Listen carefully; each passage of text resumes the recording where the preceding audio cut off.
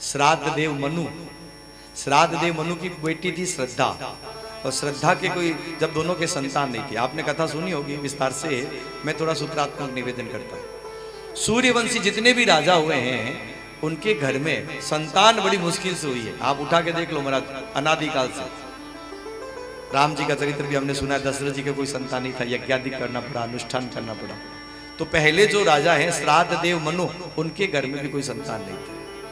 और चंद्रवंशी जितने भी राजा हुए उनका विवाह आनंद से कभी नहीं हुआ महाराज, कहीं न कहीं झगड़ा हुई है चारों तरफ, कभी उठा के भागे हैं, कभी लेके आए हैं। तो श्राद्ध देव मनु के कोई संतान थी नहीं, और उन्होंने गुरु वशिष्ठ से निवेदन किया, और वशिष्ठ जी ने महाराज कहा ठीक है यज्ञ करेंगे, आपके बेटा हो जाएगा। अनुष्ठान किया, और यज्ञ में बहुत प्रकार के पंडित जी होते हैं, एक होता है, एक अदर्वी होता है, एक आचार्य होता है, एक ब्रह्मा होता है। तो वशिष्ठ मुनि जब हवन करवा रहे थे, तो जो यज्ञ कुंड के पास जो आहुति देते हैं उसको बोलते हैं होता।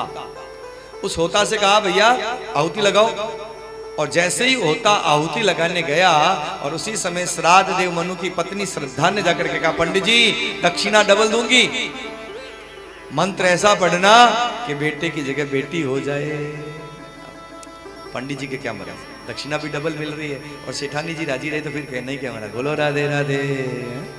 पंडित जी ने मंत्र बदल दिए और आहुति ही लगा दी महाराज। कन्या का ध्यान करके कालांतर में बेटे की जगह बेटी हो गई, और श्राद्ध देव मनु तो सिर पकड़ करके रोने लगे महाराज, ये क्या हो गया।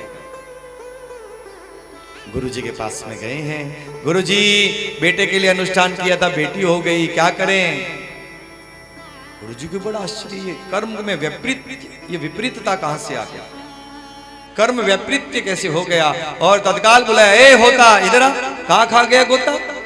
होता ने बड़े बड़े सीधे सीधे शब्दों में कह दिया महाराज मेरा कोई दोष नहीं है, यजमान पत्नी ने जैसा कहा मैंने तो वैसा कर दिया।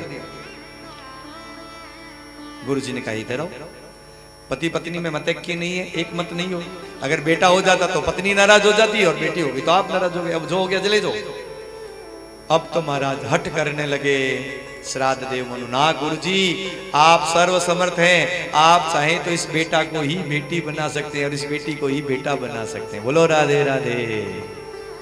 अब विचार करके देखिए, आजकल के जो वैज्ञानिक काम आज कर रहे हैं, वो हमारा काम हमारे ऋषि मुनियों ने हजारों साल पहले कर दिया। पहले जमाने में ये बातें कहते थे तो कपोल कल्पित लगती थी, महाराज ये क्या फालतू की बातें। आज देखो महाराज जेंडर चेंज हो रहे ना महाराज। उसी बेटी को गुरु जी ने अपने तपोबल के द्वारा बेटा बना दिया, नाम पड़ा सुद्युम्न। और एक दिन सुद्युम्न युद्ध करने के लिए गया, कुछ शिकार करने के लिए जंगल में गया, और इसी प्रतिबंधित क्षेत्र में घुस गया जहां पार्वती और शिव का विहार हो रहा था।